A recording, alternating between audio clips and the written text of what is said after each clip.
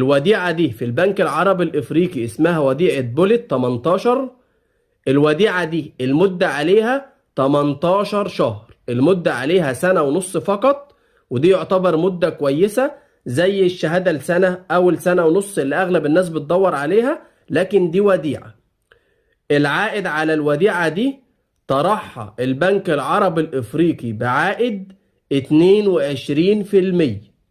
لكن البنك العربي الإفريقي بيقول لك ال 22% دول عائد تراكمي بيصرف في نهاية المدة، ودول على المدة كلها.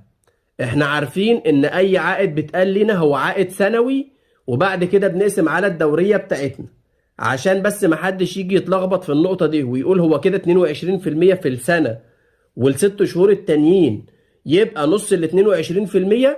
لا يا جماعة، هو البنك العربي الإفريقي منزلها بعائد 22%،